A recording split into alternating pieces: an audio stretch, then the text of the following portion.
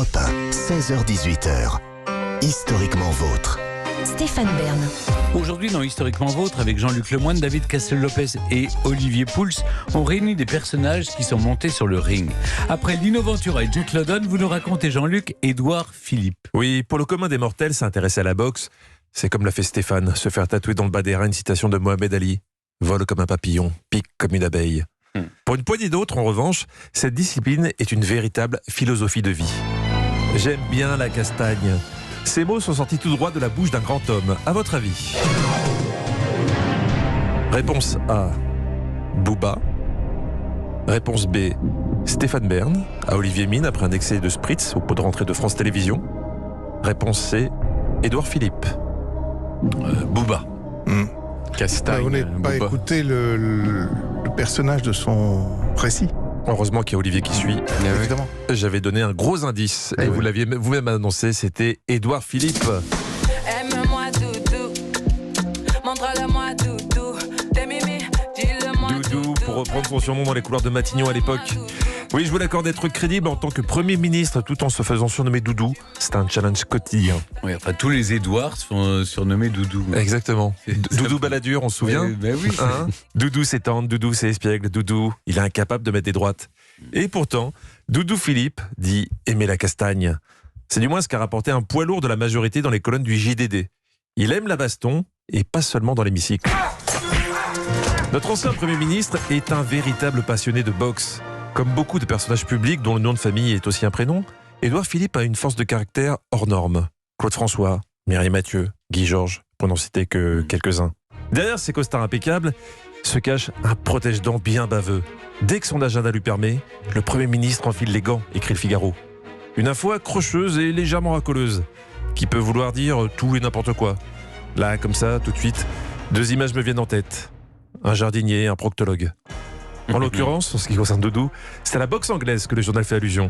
Alors, deux grandes questions se posent. La première, quelle est la réelle différence entre la boxe française et la boxe anglaise? Et la seconde, est-ce qu'on s'en foutrait pas un petit peu? Bon, la différence, c'est qu'en boxe française, on utilise les poings et les pieds pour porter les coups, alors qu'en boxe anglaise, ce n'est que les poings, et uniquement au-dessus de la ceinture. Oui, Édouard Philippe protège sa coquille. Énarque de quasi 2 mètres, poids indéterminé, barbe taillée.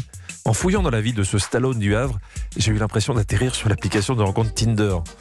Édouard Philippe génère plus d'articles sur l'entretien de sa barbe et la souplesse de ses adducteurs que sur son parcours politique.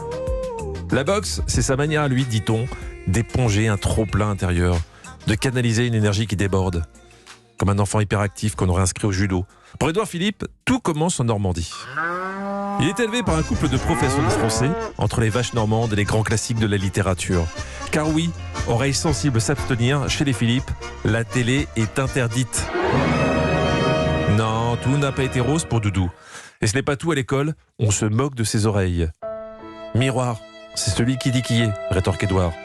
Visiblement pas encore tout à fait mûr pour les grands discours en public. Doudou serre les poings, discrètement, sans jamais renvoyer des coups. Pour se défouler et évacuer sa frustration, il s'essaye dans un premier temps au football. Son rêve, devenir Platini. Sa tête dit oui, mais ses pieds ont l'air moins d'accord avec le projet. Il se lance alors dans les études. Il rentre à l'ENA, encore imberbe, caché derrière de larges lunettes, raconte la presse. On le prédestine plus sur le papier à un parcours de clarinettiste que de boxeur amateur. Il milite pour le Parti Socialiste, rêve de se faire tatouer Michel Rocard sur le torse, puis en fait, non. Il se rapproche de la droite et devient le protégé de Juppé, avant d'être élu maire du Havre en 2010.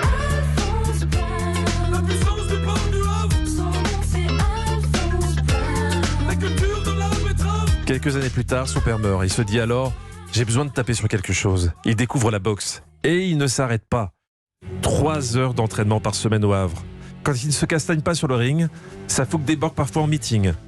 Lors du congrès fondateur de l'UMP en 2002, il manque de se mettre sur la tronche avec un certain Nicolas Sarkozy, qui a tenté de pénétrer dans la salle au moment du discours de Juppé. Quelle indignité. Le 15 mai 2017, un nouveau combat s'offre à lui. Édouard Philippe est nommé Premier ministre par Emmanuel Macron. 4 boules de cuir tournent dans la lumière de ton œil électrique.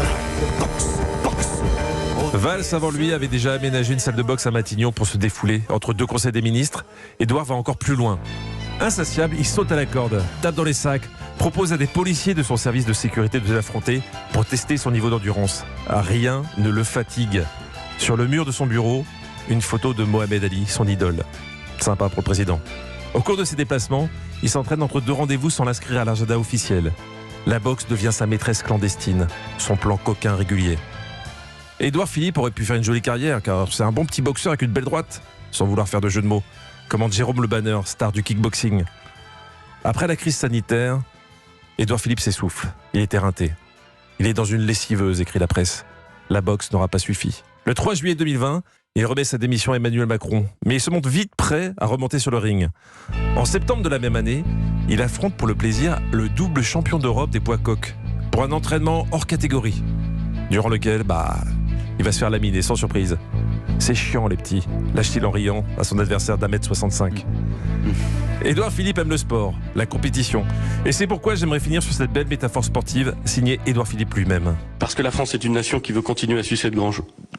Parce que la France est une nation, qui veut continuer à susciter. Voilà. Rendez-vous sur le ring en 2027. La France est une nation qui veut continuer à sucer. C'est grand caractéristique de la France. C'est-à-dire, tu te demandes pourquoi ce lapsus lingué. Qu'est-ce qui s'est passé dans son cerveau? C'est drôle. C'est drôle. Mais il l'a souvent fait en plus, ce lapsus. Ah oui? C'était pas la seule fois. Sucer plutôt que susciter. Susciter, sucer, il y a un petit souci. Il y a un petit souci. Une nation, c'est vraiment... Oui. Merci beaucoup Jean-Luc Lemoyne. Historiquement vôtre.